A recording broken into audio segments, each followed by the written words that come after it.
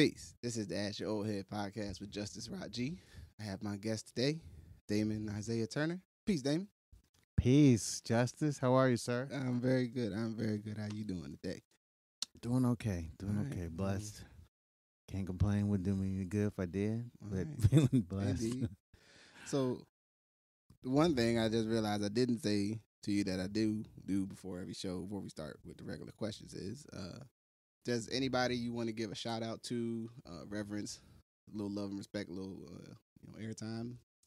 Fire away. Feel free. Just the whole community and anyone who's interested in listening, because it's an important topic. Yeah, that's about it. All right. Yeah. Cool. So we'll get into the first question. So can you give me or share just a standard or a practice, something that you hold yourself to that you think is important around how you exist or be in the community or in your life?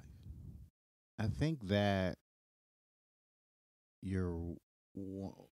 one's word is very important, and follow through is very important. I kind of think of those running hand in hand together, and I think for me, it has always been important to, if I'm committed to something, to commit, or also in our communication age-driven society where a lot of people are texting, messaging, and using social media, and sometimes etiquette around getting back to people, phone calls, emails. For me, follow-up is extremely important because it speaks to your value system.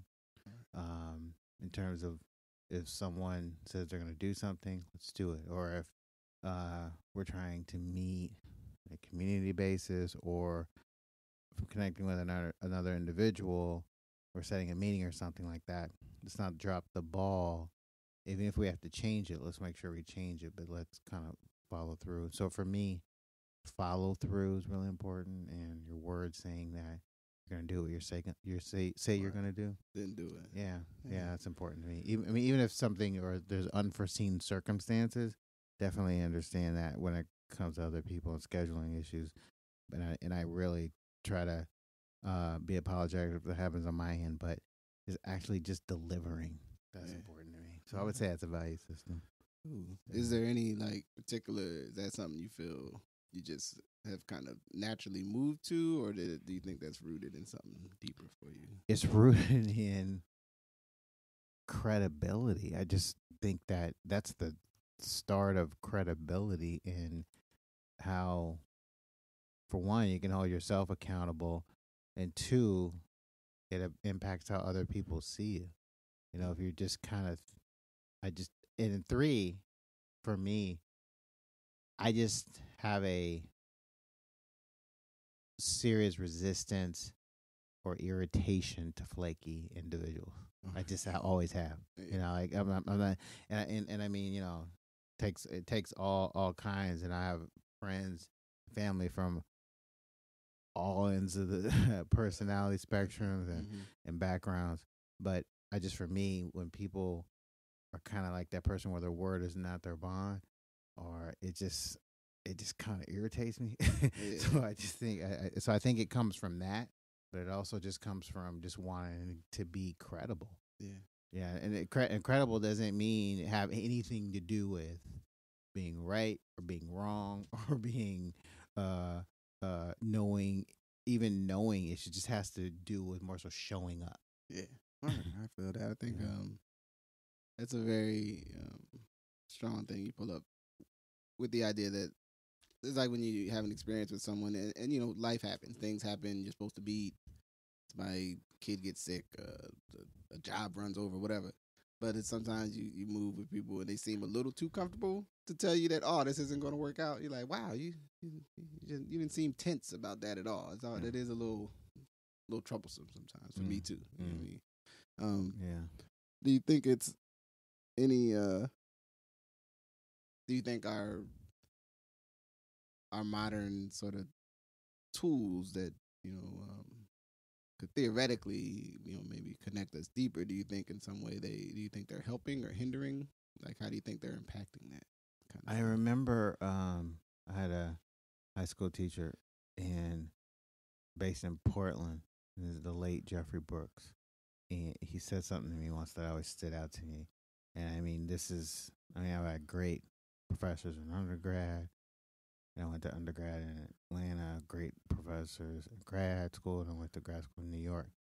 My high school senior African American studies teacher and social studies teacher who on the side was just passionate about technology. So he was just a computer guy and a big social media guy. He said to me once, I use technology to enhance the world that I want to live in, enhance my communication with people. But he said, I make sure not to go too far in my personal life. And that always stood out to me. He said this to me like several years ago, but well into the age of social media. And what I mean by that is, or what he and what I took from that, and what I really think about personally is that, like, I'm on my phone all the day. I have two phones, and so I'm on both of them all day. And for me, I recognize when people don't always follow through, or I recognize how how I have to make sure I constantly follow up. If someone's messaging me, or you're in the middle of a conversation, and then there's this thing like they just disappear, you disappear. Like, there's still some etiquette in like letting somebody know, like, or if you're just kind of checking in, but there's still some etiquette. Like, if we're actually talking, like if I was in a bar talking to somebody, or if I'm at sitting across from them, I'm not gonna just walk away. Right. Just, all right. like, yeah, man. So I had two sandwiches, and then you know what? And then I'm out. And then not even say I'm out. Right, just be out. So sometimes there's these. I think that because we're in such a people have short attention spans, it happens. I mean, and I think people mistake.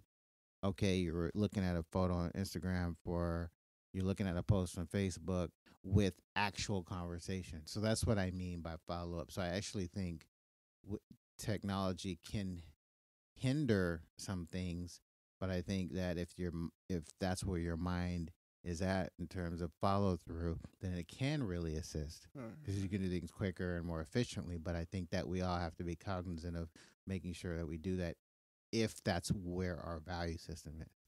And I'm not trying to say that that's where everyone's value system should be. I'm just saying I have seen that happen with people. Like I have a relative I had this conversation with today, and the relative prefers to text me a lot, and I will reach out to them and say, hey, sometimes I'm better on phone. Let's talk.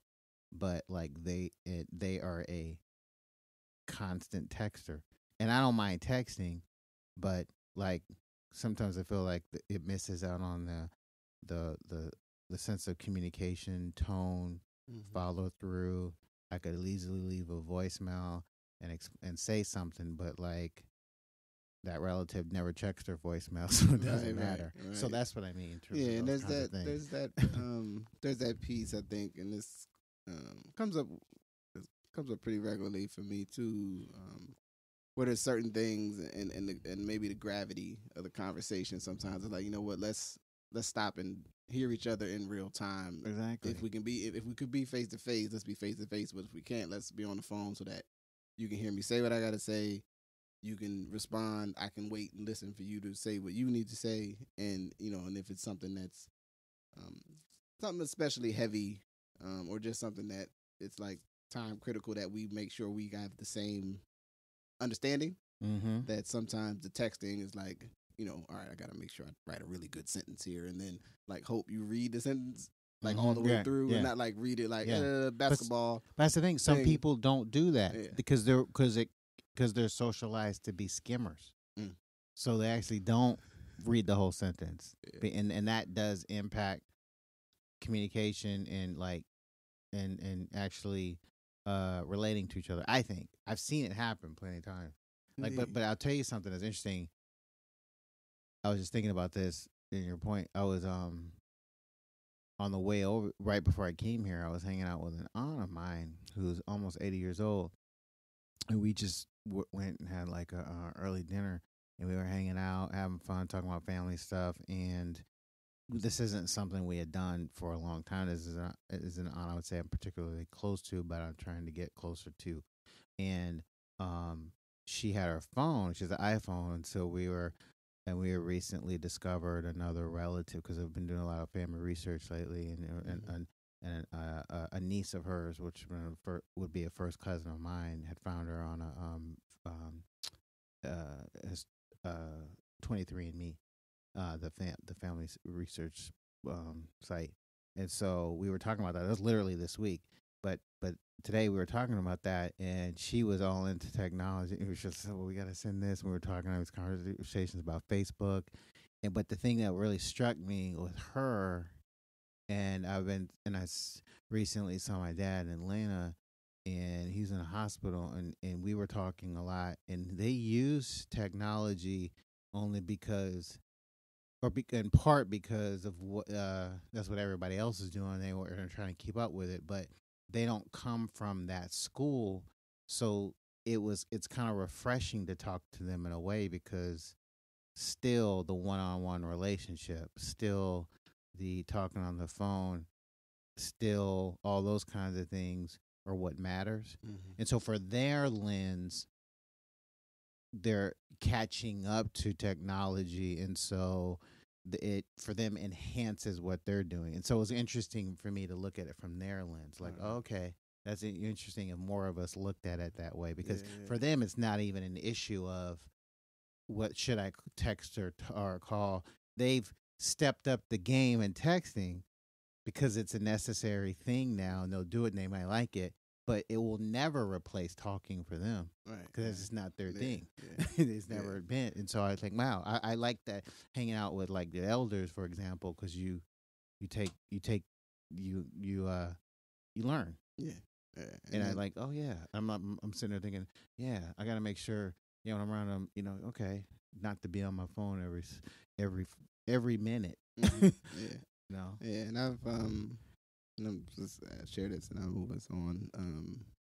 Like, 'cause I'm two phone Jones too out here, and having a sort of an internal, my own sort of internal discipline to go, all right, this is put the phone down time. Like, you know what I mean? And then, certain times of the day, I need to at least be able to see my phone, because I'm even if I'm having lunch, I'm at work, you know what I mean, or something's happening at the moment, so I need to make sure I can respond if something does come up, or if I do get called. But telling myself it's okay that I'm gonna miss those messages when they happen real time, because I'm in real time with these other people right now, or I'm making some time for myself. Even I'm gonna read for 20 minutes. I'm not gonna let me see what's happening on the interwebs and all that. But there's also that component of how do you communicate to other people to let them know? Like, sometimes I'll get a message out of the blue about something, and I go, all right, right now I'm in the middle of these two other things, so communicate with me, but I'm not going to be firing back and forth, right? Yeah. Like, this is not like, I still have a baseline visceral reaction to all phones ringing and other things, because it's sort of like I didn't invite this contact. Right. But I mean, it's like almost like the inference. I know you're not saying it specifically, but directly. But the inference is that just because we can be accessed all the time through all our social media and the phone doesn't mean we have to be. Yeah. Like, or we want to be. But sometimes for some of us, there's an expectation that we should, because it's like you're always on. Yeah. So, so I just try to, and I think, speaking to where we started here with, kind of, there's a degree of to at least in my view, and let me know if you think it sounds true, with establishing a kind of credibility of, like, I'm going to let you know sort of the way I practice once me and you start connecting. And so then you'll understand, if you call me at 9:30 on a Thursday, that yes, I may take the call. I may let you know that I'm either about to go to sleep, or this is the time I do something with my kids, or whatever. But thank you for calling. I appreciate you. Let's either, if I can talk now, give me 20 minutes. I'll call you right back, or I will try to make sure I do want to connect with you if this is not a good time to do it. But then I'm also going to, if you kind of don't listen to that rule, like sometimes you're just not going to get me if you keep calling me at the time I told you I can't talk. Right. Right. You know what I mean? And that, and then we get to understand each other. Yeah. You know what I mean? Because that's blatant disrespect when they doing it at that point. It's like, did you listen? Yeah. And I've worked in people services.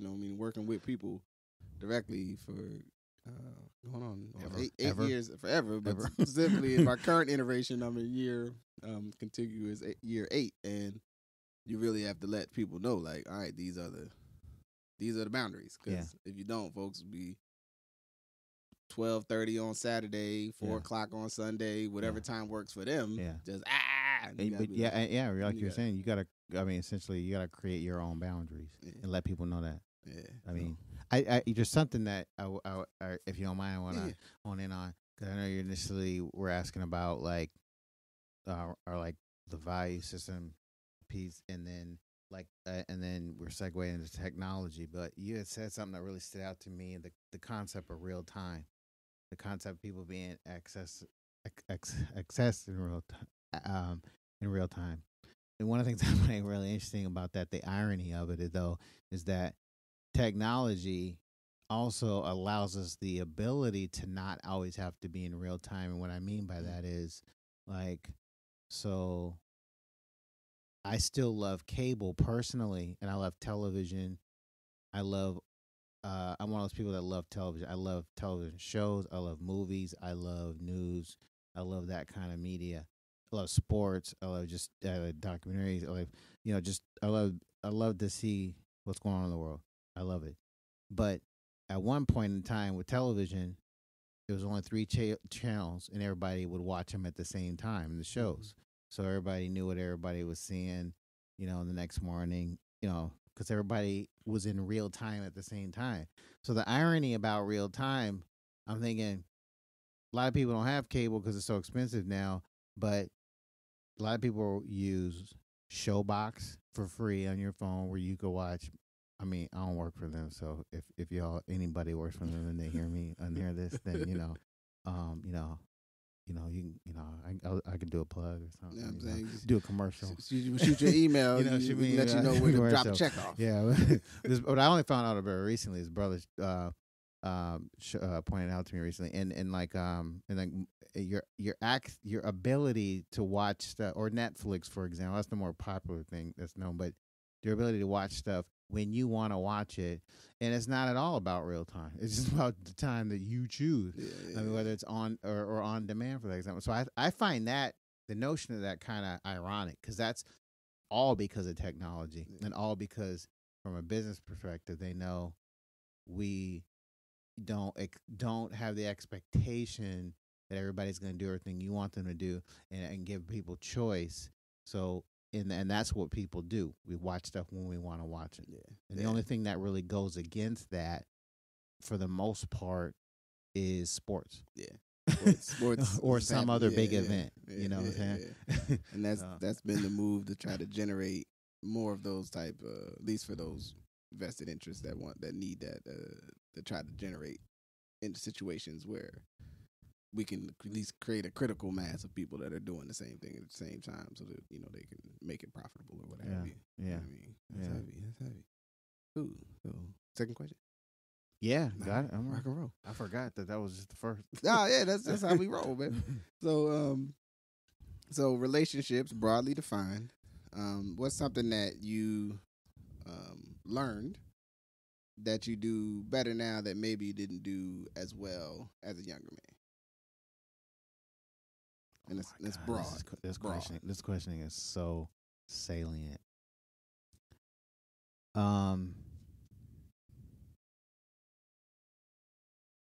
Listening. Okay, so when I was younger, I listened, and I would to others, whether it was a woman, whether it was or a girl, or whether it was someone in my family or a friend. I would listen but I felt like I put more of myself out there a lot of times. But then I got to a point in my, like certain part of my 20s, where I kind of felt like I would give a lot to other people. And so I got to this point where I was probably doing more half listening, if you will, listening, but not fully committed to what's going on with them in their hearts, what's going on in there. I would listen in their world because I mastered the art of kind of like gleaning the information and enough to like go on kind of thing. And I think it was partly a result of when I was younger feeling like I put in more than I got back. And that was a cycle that ran its course because I saw some of what I wasn't truly getting out of that in terms of like actually hearing people, and I didn't want to become a self-absorbed person. And so I think the third stage, if you will, where I'm at in my life now, I feel like I'm a better listener because I feel like um, hearing people, trying to listen to where their hearts are, where they're coming from, as it may connect to them in their personal life, as it may connect to them as how they may identify in relation to their community, whether it's a woman or a male or other. I just realized in our lives sometimes there's just a lot of people that haven't had people genuinely listen to them. And so I feel better. I feel as I get older that that's something I do better because it's important to me to actually get to the bottom of things and not be caught up in the, if you will, the bureaucracy of superficial and topical things. All that stuff has its place. I'm not saying that. Like I could chop it up about any popular entertainment gossip too, but I'm saying that when you're listening to someone and you hear their stories and their truth, you ultimately find out why they are the way they are. And it can come from trauma, it can come from fear, it can come from a lot of things, but there's just so many people that haven't had the opportunity to share those things in spaces where they're safe.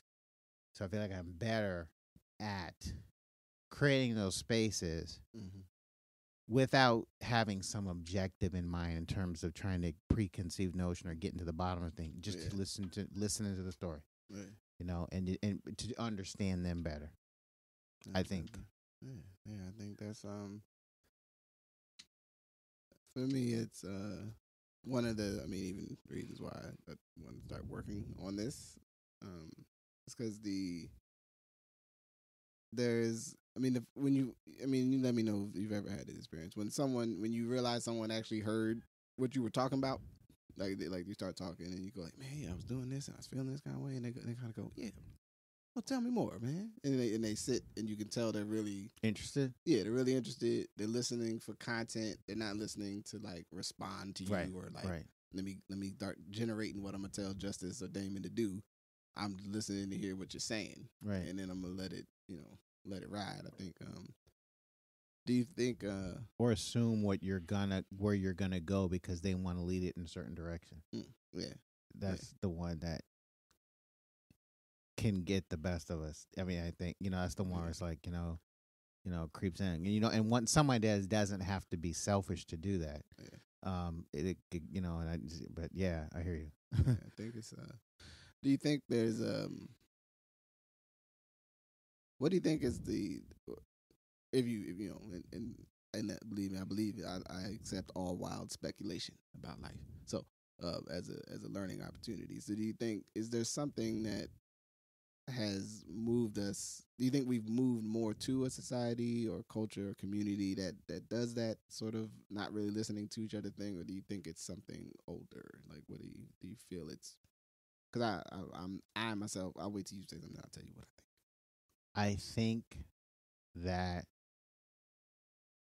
there's always been a fear of quote the other end quote, but I think increasingly in a bifurcated society where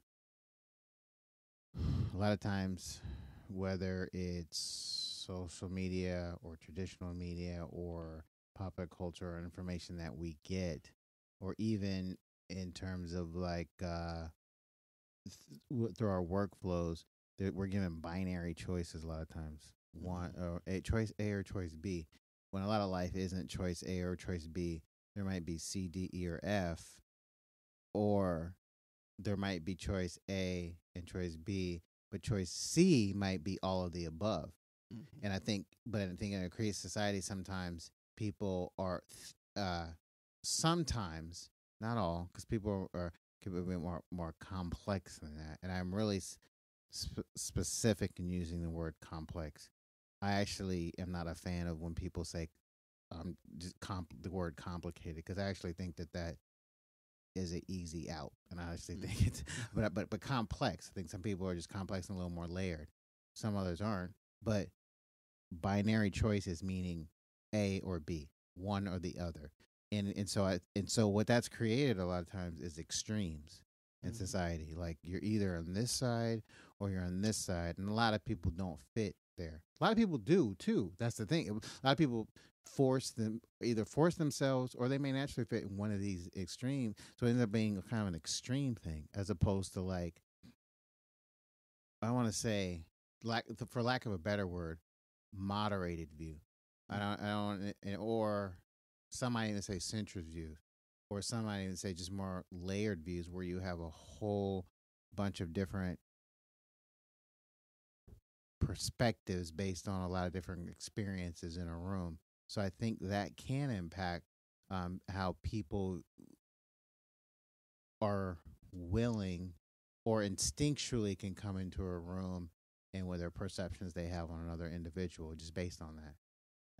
I think it's sad. It's sad, but I think there's a lot of people who don't do that, and a lot of it times it makes have to do with their experiences being around different kinds of individuals, or it might be just their willingness to listen and not take what's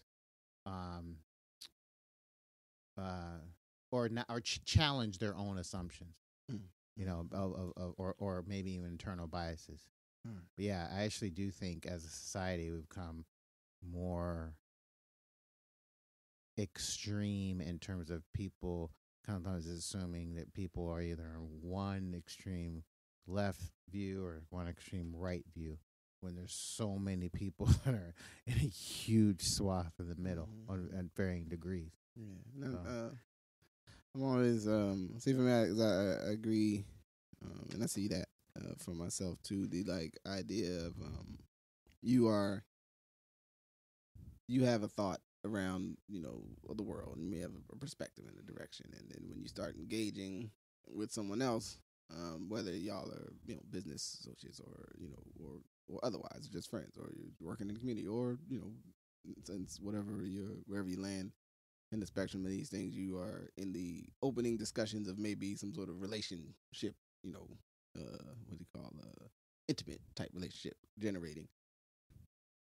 The I think our current society, and I feel that and I don't know if I don't think it's limited only to our time, but the idea that you may start operating from, I need to try to interact on certain things to win favor with this person, or to establish a position with this person, right? So if you perceive yourself as sort of the strong suit, and like the center, the pinnacle part, you may try to guide the conversation, or to position yourself as the expert. No matter what they talk about, I'm positioning myself as the expert, right? I see a lot of those. See a lot of those. You do too. Oh yeah, I know. Hey, we out here, man. If you perceive yourself as the underdog, right? You may always try to position yourself in an oppositional stance to whatever all the time. No matter what we talk about, even if we just talk about ice cream flavors, it's like, hold up, you know what I'm saying? Fool, this is mint. You know what I mean? Mint, not mint chip. You know what I'm saying? Not mint chocolate, mint. That's all I want, and it's like, whoa, but, I mean, it's ice cream, man. We don't really got to pick sides, man. Exactly, You can dog. just choose the flavor you like. Exactly. You know what I'm saying? And I won't judge you. But like those, and sometimes I think, something for me as it comes to relationships, like realizing my own sort of, internal, I don't know what you want to call it, but editors is, I guess I would say, that may show up in different settings. Not that Edit. Not that I've always, I guess the person I think I should be in every time, but it's something that I became aware of and tried to like, okay, wait a minute, am I like self-editing right now and not talking because of this, or am I playing this role? Why did I just do that? Why didn't I just do this? And those sorts of thoughts. So are you saying that you have at a certain point in life you were listening to yourself and questioning why you might say certain things? Yeah, why did I respond that way, or what was I assuming I needed to do at this moment that like would be either appropriate or would win me an opportunity or protect me or whatever. Yeah, and that sort of those evaluations I think are. There's spaces, in certain things, if you're talking to the police, dealing with a ornery family situation or a neighbor or something, you might need to like, okay, let me figure out how to play this, right? You know what I mean? And then there's other settings where it's like, wait a minute, did I just like time out? Or you like, man, somebody might tap your shoulder like, yo, you were a little aggressive right there. I was? Yeah. You know what I'm saying? And you're like, oh, I didn't know. I think that can be overlooked. If you don't mind, I want to ask you. I want to take it in a certain direction. Yeah. When you were talking, I was thinking about something about how staying with the whole binary choice thing.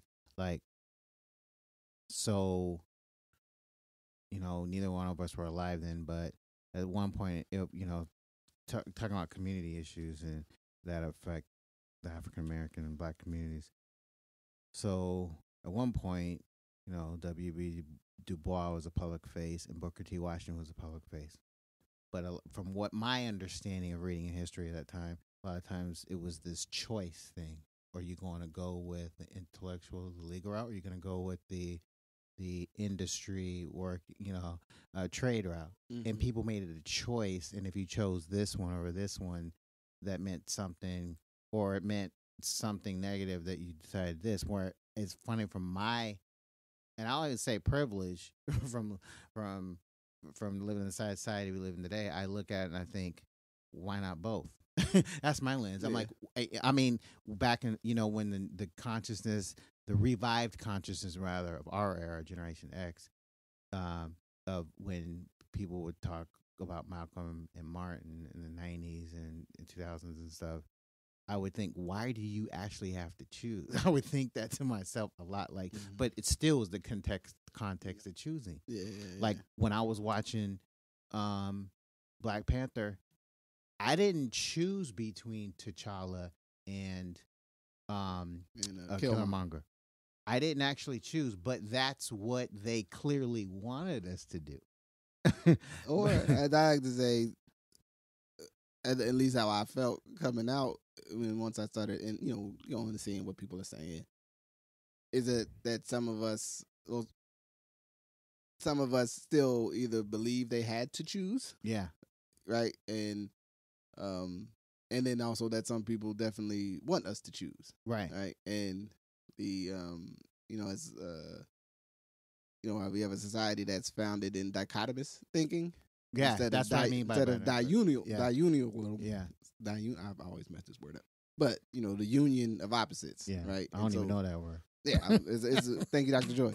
One I've been working on and making sure, because it's a feeling that I have, I embraced, even though I didn't fully understand it at the time. I would say in my late teens, early 20s, trying to grasp the idea that there's two choices put in front of me. And not necessarily jumping in one side or the other is not wrong. Mm-hmm. Like sitting here and going, all right, I don't necessarily know, but let me look at these and figure out, is there a lane that I see that answers the question, right, or answers the problem or deals with the challenge in front of me. and then allows me to embrace the idea that both of these things could have meaning, and I don't need to like elevate one over the other. You know what I mean? Yeah. And I mean, and I felt that coming out of that is that folks, like, I was more concerned with trying to get people to talk about, well, why do you feel like you have to choose? Exactly. You know what I mean? Like, like why? I mean, and we can. In my mind, if anything, I was on this whole other place of like, as much as I love Coogler, Ryan Coogler, but it's like I was thinking, man, why did Killmonger have to die? Because they'd have been more powerful if they'd been able to work together. What's funny but, is, you know. Hold on, so it's funny coming in just now. I was just thinking about, it would be. I mean, and I don't know if within the larger scope of reference of the movies that they may or may not make and what have you, but wouldn't it be beautiful if T'Challa did not abide by his wishes and said, "Yeah, I know you said you would rather die and all that, but later." Exactly. We got I'm not gonna tell. Like, we ain't showing you, but we got the technology. I can do some stuff. That was what I was hoping what exactly so what happened. I'm gonna leave the door open. I am with you, man. I'm not completely convinced that Killmonger's dead, honestly. Yeah, I'm not going to until I get some evidence. Exactly. I'm saying Killmonger's like Tupac. You know what I'm saying? The whole time I'm thinking Tupac. The whole time I'm thinking, man. I'm like, to this day, I listen to Tupac and Biggie. I mean, but then again, I wasn't from New York and I wasn't from L.A., although I was living in L.A. around the time, but I didn't feel the need to choose. And that's the thing, because to me, in our community, we're forced to choose. Somebody ends up dying. Yeah, that's not really beneficial. It is. Well, I think there's something. I'll choose in a boxing match. You know what I'm saying? Yeah. I'll choose between the Cavs and the Warriors. We'll choose. Right. Most likely, we're gonna choose one of them. Right. We know the end goal, the end term is that one team will win, one team will lose, but no one's gonna die. Yeah, exactly. You know what I'm saying? we have a chance to do it again. Durant still gonna be all right. LeBron's still gonna be all right. I think we could use more of that. I mean, and I think it really, at least something that which I'd love to hear your thoughts on this, especially in our relationships and the way we connect with people. Sort of the idea that we have to choose. Like and I know tongue in cheek, I have funny, like, people be like, oh, if somebody's like this, I can never be with them, or someone's like that, I can never do this with them. And I'm always like, all right, I know you're sort of just saying that, like, you might just be being fun. But, like, in reality, like, when you start getting to know people, you got a friend, you might not like everything about your friend. You might like 90% of your friend. And it's arrogant to assume that somebody's going to like everything about you. It's ridiculous. Exactly. I mean, yeah, it's like, it's reasonable to go like, man, it's like, well, how could you hang out with him? I'm like, well, 87% of him is awesome, and that's my guy. Yeah. The other 13%, man, he working on it. Yeah. And he accepts my other 12 whatever percent, maybe 20, who knows. That is not always mellow man ace. I mean, to me, there's a concept of the village, that there's a undergirding that says even that we leave space for those things that may be friction between us, and we don't have to decide, like, to never see each other again, like, we'll never talk. Man. No more food. Man, I have Steve Harvey has this comedy show called Don't Trip. He ain't through with me yet, and that's how I feel a lot of ways in terms of just like the personal journey. I mean, man, there's so much I've learned about myself.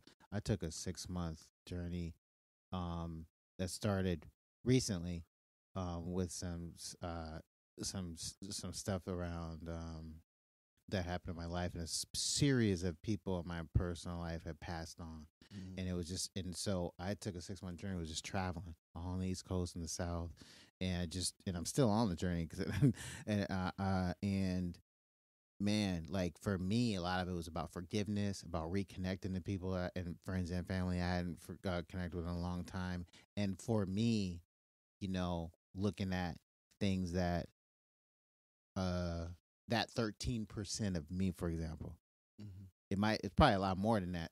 But what I'm saying is, that side of yourself that you are always constantly working on, or should be, rather. And I'm saying, like, for me, it's been so redemptive, so redeeming, and so confidence building, because, I wasn't a person who was socialized or grew up to feel like I always had to be perfect. So that wasn't an issue as much. It's just, dealing with stuff in our lives that we may have, like, it may be trauma when we're younger. It may be just things that have happened, disappointments, professionally. It could be a whole bunch of different kinds of things. It could be relationship stuff. But I just know that for me, that's been so redeeming.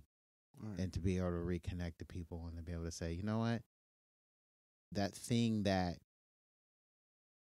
someone maybe didn't like about me before, I can honestly say I've worked on. Right. That's sweet. Actually, you kind of segued into the third question right there. So what's really important for you right now? Like, what's just really important for Damon right now? Connecting. If honestly, in a bullet point way, what's most important to me now is building a real Wakanda here on Earth. Honestly, and what I mean by that is connecting to other individuals. I do some stuff where it's around fiscal sponsorship or with a 501c3, and then I do some consulting as well. But like being able to work with other individuals so that we can grow our community as much as possible. And similar to the relationship, I hate to keep it bringing back to the movie. Actually, I don't hate bringing back to the movie, but one of the most there's a lot of powerful things in the movie, but one of the most powerful things there and in Avengers: Infinity War was T'Challa's relationship with what's the brother's name that Winston Duke played? M'Baku. His relationship with M'Baku, T'Challa M'Baku, head of the Jabari tribe. The fact that we may come from different tribes, but it was clearly a theme of unity without uniformity. In the way, even in the Avengers, he was like, "Thanks, brother, you got for having my back, for protecting." And so for me, it's about that, about building. What are we trying to build in the United States and in Africa, wherever we are, in terms of our different communities? I mean, as we tape this, we're in Portland, Oregon right now, but like, what are we building? Like that app that I think is Sean Carter and Sean Combs that put it together around the Apple back businesses in different cities, I think. But like that kind of thing, like if we're sitting here, but if we go to Williamsboro, New Jersey, we go to shout out to the borough, or Charlotte or wherever. How do we connect where we're supporting each other, kind of thing? Because that's where I'm at, and it's definitely not an anti anything else. It's just a pro, because to me, that's where it's always should have remained, whether it was Tulsa, whether it was Harlem Renaissance, whether it was pretty much any of our part of our community where we had businesses up to a certain point until maybe even 1954 with Brown versus Board of Education, where integration, after post-integration, and so I'm just saying there's certain things that we probably should have remained true to in terms of investing, economic development, and all those kinds of things within the community. So I think I want to elevate something that you said in there, like the unity without uniformity, because I feel like that particular energy is something that raises a lot of challenge for us as a community. Because I think sometimes and I speak to this because I myself as I tell people, I mean, I'm not a total space alien, but on some stuff I'm, and as the woman who loves me most would say, hey, you're kind of a weird, you're kind of like, you're over here, you're like an outlier. You're over here. You know what I mean? Like everyone else is not necessarily going to handle. You're a Malcolm Gladwell, aren't you? I am. You know what I'm saying? There's certain things that I do or I feel about life, or even things that I don't feel around, right? Certain things that are either happening in my space that I realize I am the person that's sort of not as close to where maybe more of the meaty middle is. Mm-hmm. Um, so when there's those calls that are like, we got to do this, and it's like we all got to do it, and I'm like, do we? But do we all got to do it? Really? I mean, Really? I ain't against it. Yeah. I'm just saying. Why we all? Yeah. I'm just saying I'm not gonna do that. Mm-hmm. I'll and I'm gonna support y'all in doing it. Though. Mm-hmm. I'm gonna back y'all up. I mean, whatever way I can support it, I may not do it that way. You know what I mean? Or I may, or at least I can recognize where other people may be wary of trusting that. And I'm a history dude, so I study stuff. And the history of trying to make everybody do the same thing at the same time, not really that good. Like, usually you end up with somewhere in there, like, someone with some good ideas is going to get pushed out, right? Or we're going to overlook some things. And I don't know if that's just part of sort of the algorithm of human interaction and the way things happen. But I feel like even when we see these these videos, violence and police violence, and we see something happen, and via the social media, so we're able to have this awareness, right, of things that are happening in a way that would have been at least delayed in the past. Like we may have got a news article a week later, right, about something that happened to a brother in this city or a sister in this place, right, and we can get like the video or the real at least time. the blurb right now. Yeah, but it's so we still can't really do much, right? And there'll always be someone, and we got to come together and do this. And it's always me like, when you come together, what do you mean? What are the details? What's the plan? You know what I mean? Because coming together, when I live 4,000 miles away, does that mean I need to move to where you are, or do you move here? Like, it's like, because there's someone that does want to act. If you say we come together, and then it's like, that's just the end of my statement. It's come together. Like, what do I do? You know what I mean? So that's. So how do you navigate that when you're in that space and someone in there in the group is like, well, this is what we need to do. We need to come together, and you're thinking what you said. Well, do we? Like, how do you present that to the room? For you personally, Yeah.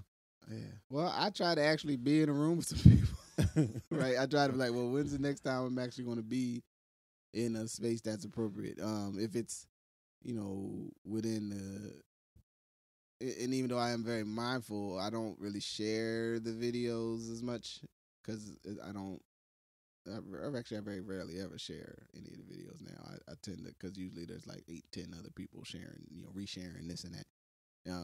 So I'm like, okay, well, I can't. Oh, so you're talking about Facebook specifically? I'm talking about like Facebook, any of the mediums by which you come across information. So do you? About my question is, okay, let's take one for example. So Facebook, and then people are saying, well, let's do this. Do you share your view on the Dewey part publicly, or do you just kind of internalize it, listen, whatever, observe what everybody else is doing? I figure I look at who I'm talking to. Okay. And if something happens here, right, in Portland, where I live, right, and I can be present, or I can ask questions, or there may be somebody I can lever my social capital with to make something happen, or at least challenge what's occurred, then I look to act in a more like in a way that's appropriate to my access and power. If it's happening in another city or someplace distant, my question is, can I look to see if there's further instructions? You know what I mean? Or even here's a good example. What's just happening with the brothers at the Starbucks, right? So the day it happens, I'm like, that's some bullshit.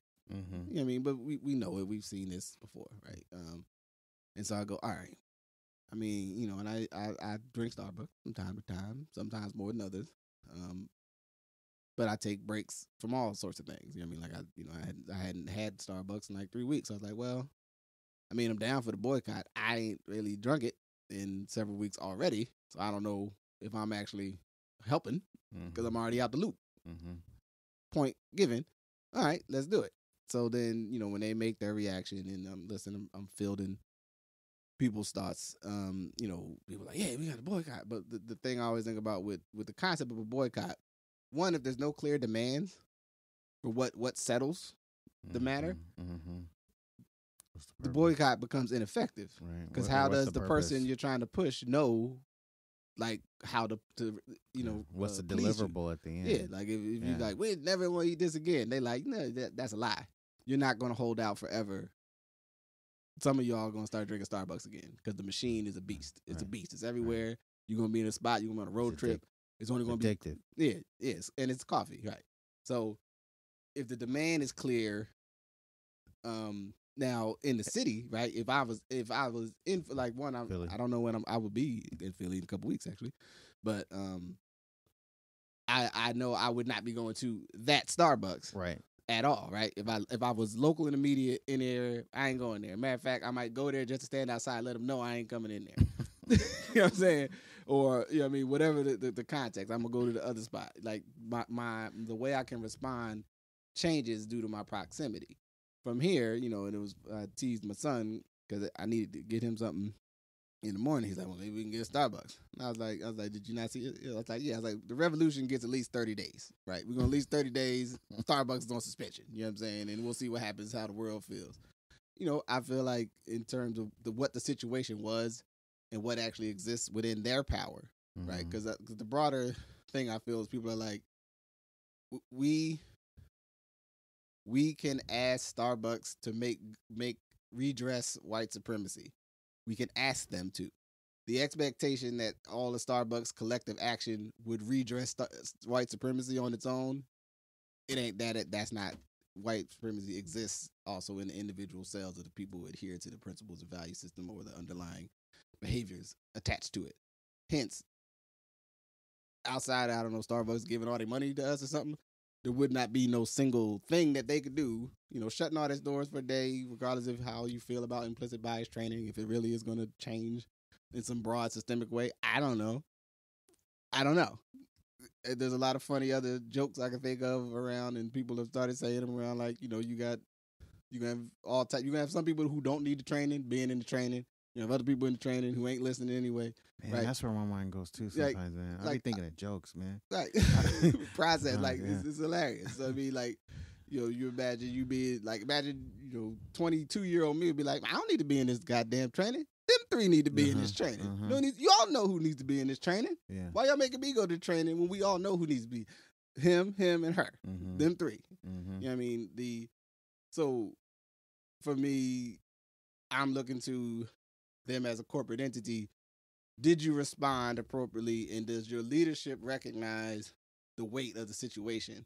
That even if one could argue that this could have been handled more as a local thing, but it's reasonable for a company like Starbucks, especially positions itself the way it does, to go, not everybody gonna have a day, gonna stop for a day, and we're gonna, you know, try to do something to turn this ship, so to speak. But for me, if I felt I needed some coffee or I wanted some coffee and the Starbucks was the closest one, you know, they probably make 2 more weeks, you know, June or something, I probably will have a Starbucks. Like, I'm not, you know, when I'm in Philadelphia, if I'm near Rittenhouse Square, I'm probably not going to that Starbucks, though, for sure. Still, you know what I mean? Because the dynamic, it's local and immediate there, even though they fired the manager and all that other stuff. Yeah. It's just like there's an emotional toll to jumping on all of these things when they happen as if they're all happening right now next to you. Right. You just can't sustain it. So Right. But yeah, so that's my long thought on that. What do you think? But to your something that you said about demand stood out to me about the concept of boycott. You know, in the civil rights movement, a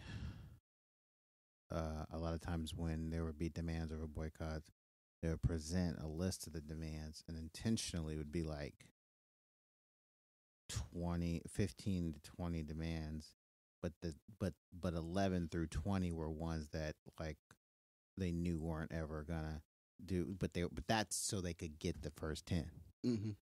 Right. And so it was but it was intentionality around it. Yeah. And so, you know, I think that's just salient to your point around, like, what are the objectives actually are. And I don't know enough specifically about the Star Wars boycott, but because there might have been some things, but yeah, I think that's really always important. Because what are the deliverables? What are we actually seeking?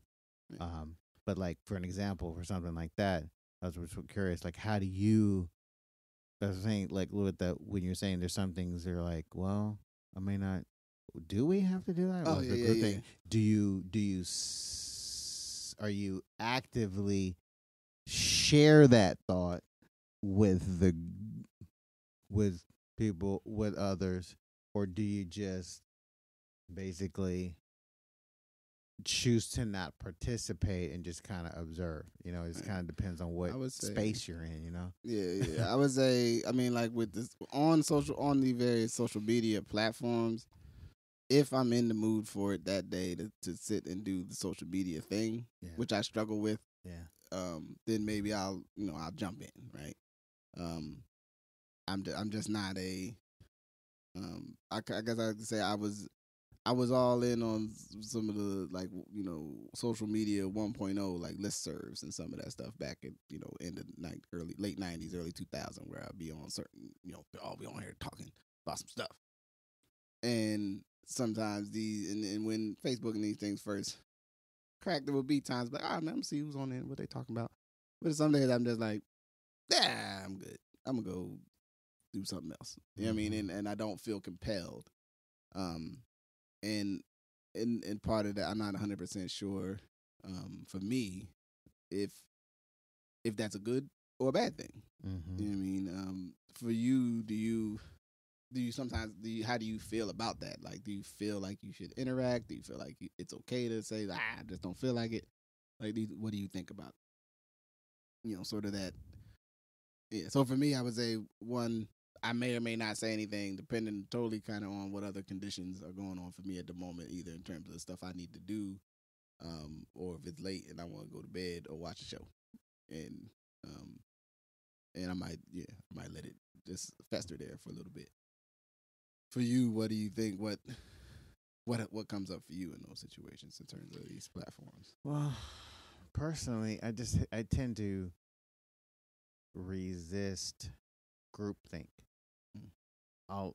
It goes back to the whole unity without uniformity thing. And what I mean by that specifically, in no way am I saying that some collective group shouldn't move together in a concerted direction. I'm not saying that. I'm just saying that the way different people may do it may be differently, and to honor that. And so, even with the group that we're associated with, you and I are both associated with, that in any given meeting there could be between 10 and 20 people. And one of the positive things I think about that organization is that we're sharing different views, different lenses on some of the same topics. But I just personally have this tendency to resist. We all need to do this and not be a bit methodical about it.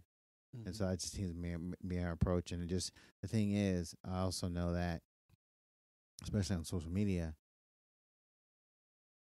there's something that is occurring every day by a whole plethora of companies and individuals that are injustice related. So it's kind of like you kind of have to pick and choose which ones you invest in and which ones you don't, because if you try to invest in all of them all the time, when do you have time to, I don't know, enjoy life? when do you have time to watch that NBA playoff game? Right. When do you have time to invest in yourself, in the community, to actually be a little more, I want to say financially independent, but in a place that where collectively we are at an advantage, a financial advantage, where like we're viewed more broadly as not shouldn't be tested continuously. Like if we're investing more in ourselves, that kind of thing. It's like, I mean, at what point? I mean, there's something every day happening. Yeah, Several times a day somewhere. And I think that's the. I mean, there's a. And I'm not saying this one it wasn't a big one. I'm not saying that. I'm just saying like I don't expect my my friend to be compelled to do something about the Starbucks situation because I am, or vice versa because he is. I don't want him to be like, no, brother, you need to get with this too. Yeah, you are destroying our community by not joining on. I saw you walking in that Starbucks, brother. Like saw you looking at that Americano sign up there. That's what you want? You gonna give up your freedom for an Americano? For a latte? That's all it takes. How we gonna get free, brother? How we gonna get free? You know what I mean? And I think there's a pathways piece to this, right? Like with these changes, we're trying to impact, this, and I like to say system and remind people that it's a system because you have so many different inputs that are sometimes aligning and sometimes diverging that are not always all intentional in terms of they may be intentional to their individual needs, but they're not necessarily intentional in that they've like coordinated with each other, right? Mm-hmm. You have these coinciding occurrences, right, that are a reflection of people's thoughts and activity, but they may have mutually exclusive reasoning for doing similar behavior, among other things, right? So you get, how do you, if you don't find a way to parse down and triage, like where you're going to put your energy, I think you'll become ineffective in any space. Right? You find yourself like arguing arguing in a post and then going to a meeting in the community somewhere later where you might have very tangible, clear objectives, but go in there like, and they want us to do this, and people in the room be like, well, I mean, we know exactly who we're talking about, so we don't need to call them a they. We know the thing we're trying to work on, so we don't need to call it a, let's sort of this anonymous, amorphous, outcome. Like when you start working on, a campaign or a project to do something, you have a really clear direction, or at least you can. And you can name the person who you're trying to influence. You can point to the street you're trying to change, or the building you're trying to build, or the kids in what neighborhood or at what school you want to help. And I think that there can be a conflation where you start trying to handle stuff that is local and immediate the same way you would handle stuff that's far and distant, and you may think rhetoric is all I got. Not that rhetoric is bad, but all I can do is talk about it. You know what I mean? Where it's like, no, actually you can talk about it, and you can also like be present in a way that might make some local change occur. You know what I mean? There's a point I'll make about what we were just talking about around. So whether it's Starbucks or any other business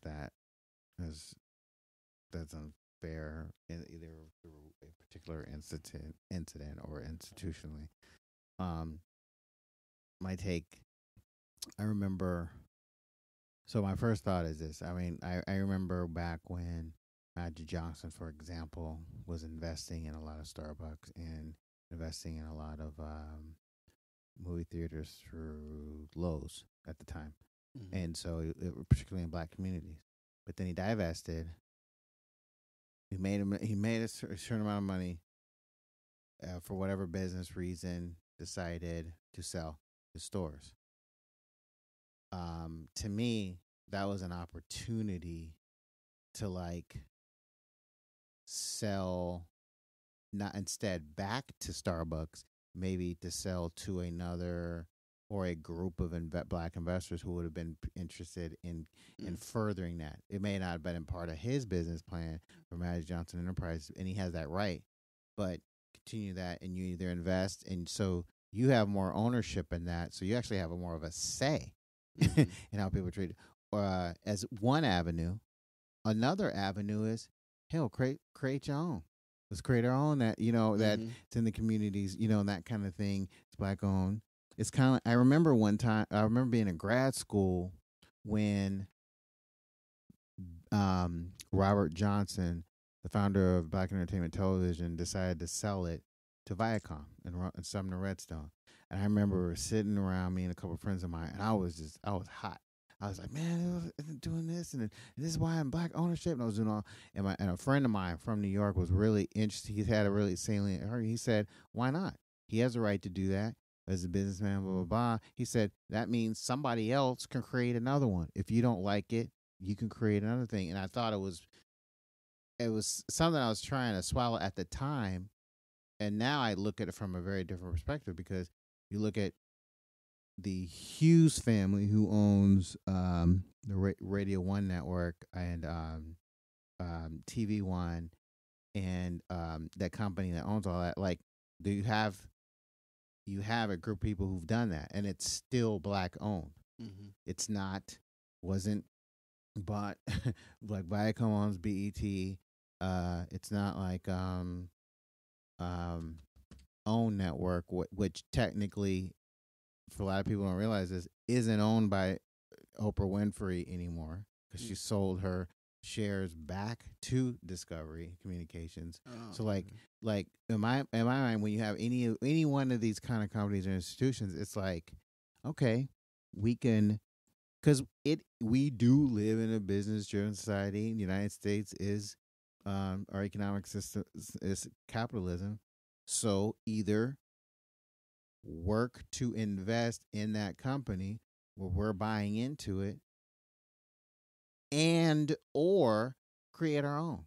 And I'm not saying one or the other. Again, not the binary choices. Hell, do both. Right, both things could both. occur. So that's the whole thing. It's like shit. It's like, so that's the thing that frustrates me, because while the focus of the demands and boycott piece is on that particular issue and what happened with these two particular brothers, and it's very important to address it. At the same time, what's the long term strategy? Shit, let's create our own. We drink coffee. There might be a way that culturally stuff speaks to us better. You know what I'm saying? That's the one thing that, in fact, there was. I remember doing some research on this years ago. There's a lot of black people who wouldn't have set foot in a Starbucks because they was just too expensive, and Magic Johnson brought a lot of black people to Starbucks because they were all in the hood, and it was black art around. It was all black people working there, and they playing R&B when you walk in. So there's a very different feel, and so it made it palatable to some of the black people who were no longer there. But what my whole point of this is, there's a short term and a long term, and I think with the part of the group think. And what sometimes happens is we only focus on the short term, which is what we can't solely be focused on. Yeah, I think I agree with that. Both, and we have that we need to be present, and it's also reasonable to be thinking about what's going to happen next.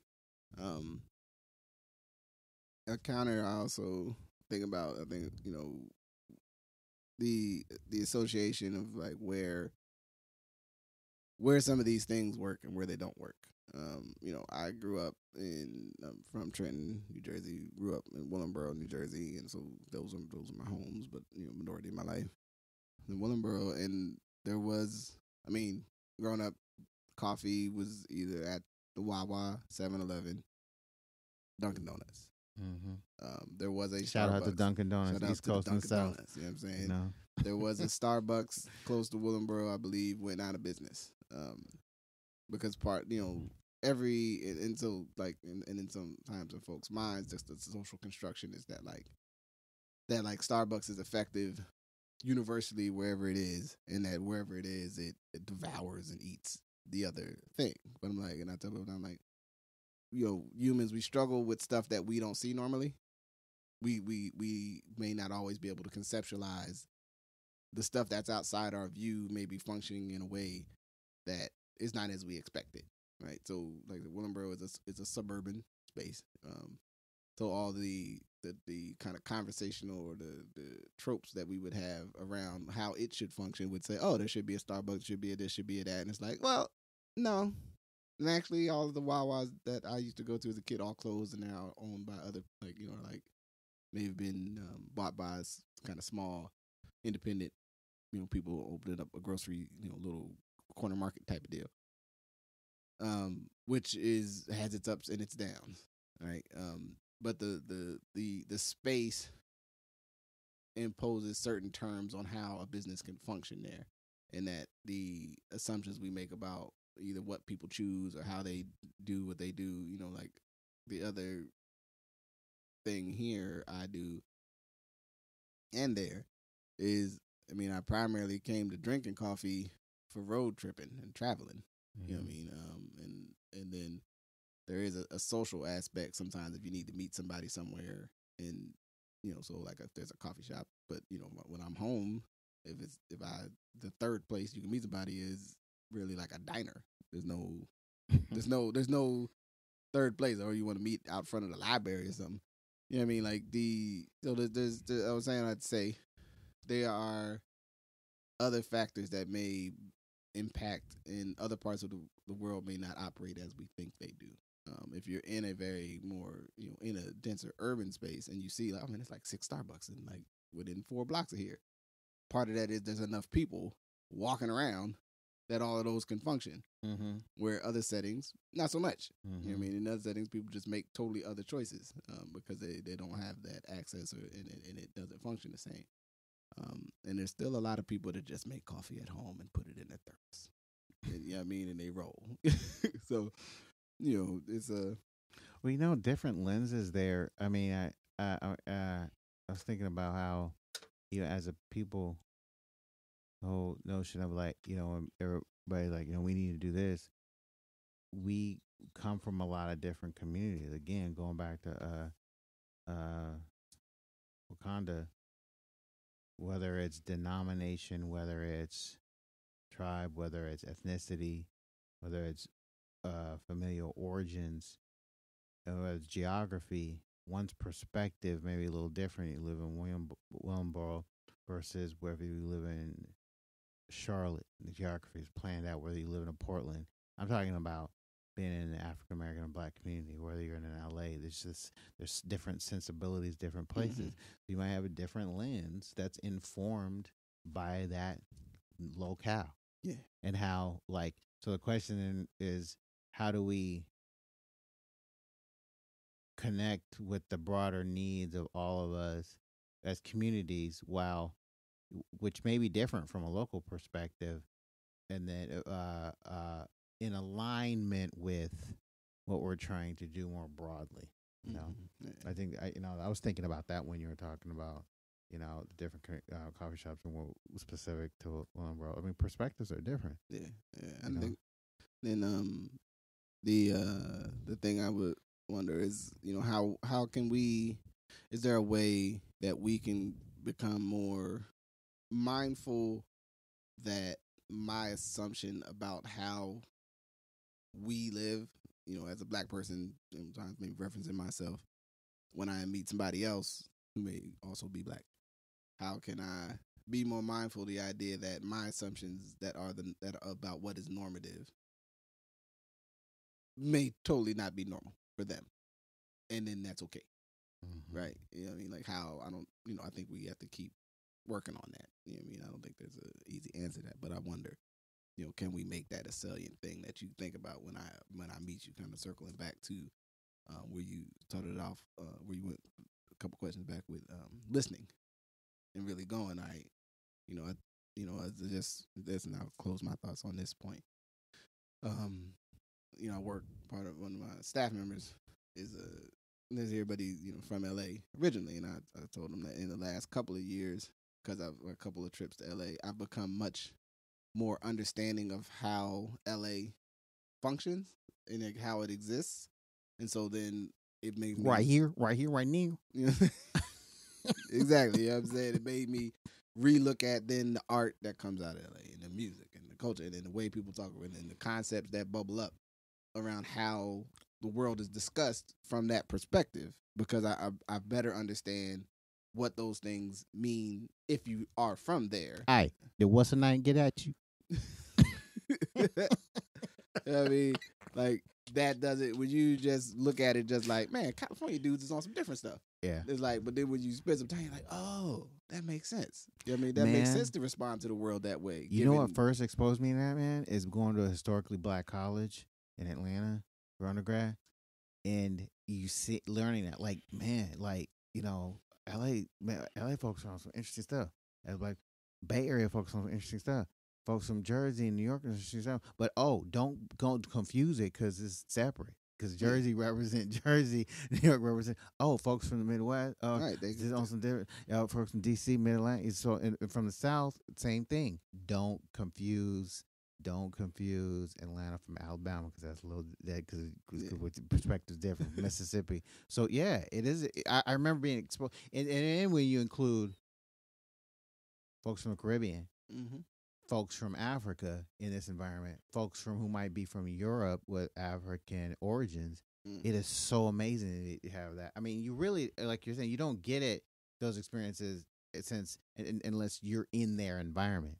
Meaning, if you're in LA, in New York, in West Africa, in the Caribbean, or specifically different countries, or but you do. But that is the second best way of you're in this microcosm. Especially if you're one that a lot of different kind of people are coming to, it blows your mind initially when you're like, "Whoa, okay, yeah, all those dudes there, they have that similar kind of swagger, similar kind of talk, similar kind of lens, which is vastly different than this kind of lens over here." Yeah, and it's, that expansion I think is vital, and it, but also it's to me it's joyful. Right, there's a chance to learn and go like, oh, okay, all right, and then also then to think of myself as like, let me let you know how we do it on the banks of the Delaware River. You know what I mean? That's where I'm from. Let me you know, this is my slice of how we live. You know what I mean?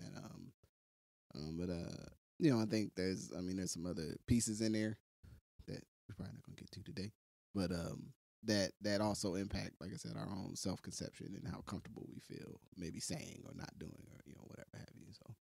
Cool beans. Now we've been cooking, so we close, probably close to a time to let you go. Normally I try to exit on some beans and cornbread. Beans and cornbread. I mean, we put smoked turkey in there if you want. But they killed cornbread, right? Yeah, they did. I know they had a fight, knocked them right out of sight. So I would like to. We could take it out with maybe a little movie talk, a little music talk. What do you think? Movie. All right. Yeah. So if is there a movie? You asked me something about like Migos' next album. I ain't gonna know. So don't worry. We could have a whole conversation about trap music. We could, but I'm gonna stick to what I think I'm better at. Yeah, I'm good. I probably wouldn't be able to ask the most informed questions. We quite keep it real. But I will say this about media, movies, television. I think Donald Glover is where it's at right now in terms of like what he's hitting us with. Oh yeah, right now. Yeah, the show is on top. And not just Atlanta, but America, video, headed from all perspectives. Like to me, actually, that's kind of a living example of what I mean in terms of like we should be in all spaces. It ain't binary. He's not only a triple threat. You're a quadruple threat. You're heading them in space continuum. as Orlando, you hit him in Atlanta, right, and you play a character that you allowed to get your ass beat in one of the most recent episodes, which and then you're a comedian, you're bringing a vast variety of music to the table. You're saying something, I just kind of think. Yeah, I'd like to do if you think you would be able to do this, because I gotta finish, I gotta catch up. And then get to the end of this season of Atlanta. My bad. Oh, you good? I don't worry. I'm not a spoiler alert, dude. It's all good. Stuff happens. I know stuff happens, and I don't see it. There's something. I have thoughts about the way he's done that show that I really, really enjoy, and I don't know if other people think about it the way I think about it. So I'm pretty sure if me and you talked about it, we would think about some very interesting things. So I'm going to put this as an early plug to Damon. Could you come back and we could talk about Atlanta for sure. like an hour or two or so. All right, word up. Can I end on this though? Yeah. I would say, I think that the television show Queen Sugar is a blueprint. I'll just leave it at that. If anyone hasn't seen it or watched it, in terms of empowerment, collective, the challenges that can come when we even when we're trying to keep it working in with ourselves, and just empowerment and those kinds of things. It's a powerful show. I don't know if you ever seen it. Yeah, I'm catching up. We're in season 2. Okay, but where they end up going, and just the whole fact that you're in that, and not all of us, our origins are in the South, but most of us are in terms of American residents, and so there's a lot of power there. There's a lot of power there in terms of what they were representing and what they're trying to do where it comes to land, agriculture, economic development, family history. Indeed, that's actually the thing that I've been intrigued with that show, is that it's trying to bringing that broader scope around the Black experience. You know what I mean, and contextualizing it, and then like the conflicts, but then the other stuff that's going on in the show that I guess. Well, so we'll point taken. Yeah. So let me get you out on this last question.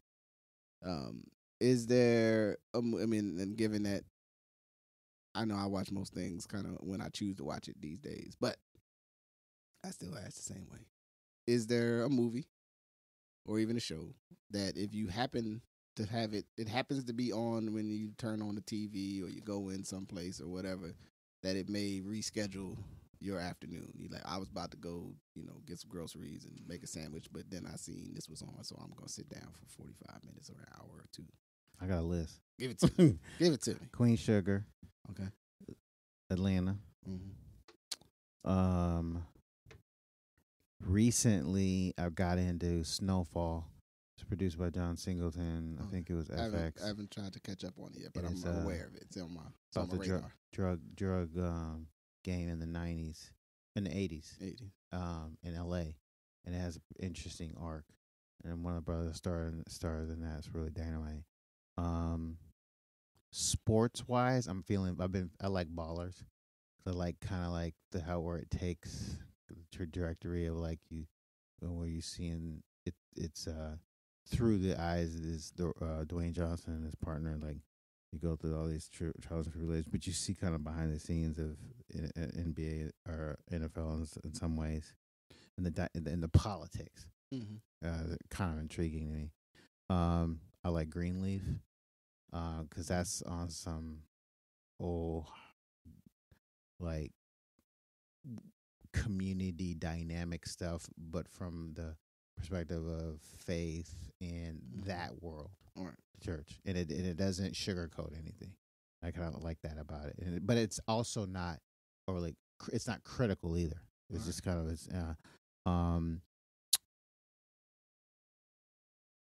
let me see. I liked there's a couple of shows that actually are no longer on the air. Survivor's Remorse and Be Mary Jane. I was talking to a friend recently who worked on the Quad, and I'd just caught up to it, and I was really disappointed to learn that it had been canceled. They only done those two seasons, and I was like, I like where it could have gone, potentially. Of course, like I said, Atlanta. All About Insecure, because I really like what he's trying to do with that, and but the shows like that, like shows that like Insecure have a Black woman lead, Being Mary Jane have a Black woman lead, the Quad, which had a Black woman lead. These are hard shows to maintain on the air, and I just hope that but I think Insecure has a lot of power to maintain the course, a lot of potential to maintain the course. And I love Power. I gotta catch up on Power. I'm like, I don't remember what season. I'm before the season he gets in jail somewhere, I believe. But I do enjoy. That show's basically about, man. It's like a couple of love stories, man. But it's also a love story about him and his brother, who's white. Yeah, and their dynamics. It's crazy. It's crazy about that. But just the dynamics of Power. I'm like, whoa, okay. It gets a little layered. But yeah, man, I love all the shows, man. All right, well, thank you, Damon. For the record, I don't just watch shows with Black leads. Yeah, that's all right. For the record, you know what I'm saying, just in case. Anything else, just for the good of the universe? Anything you want to say before I let us go? vote Yes, sir. in your local elections, and not just in 2020, but in 2018 as well, Yes. and 2019, because 2019 is even more localized wherever you are, wherever you're listening to this in the United States. All right. You heard Vote it. soon. You heard it. You heard it. Damon, appreciate you. Thank you for coming and on with me and sharing.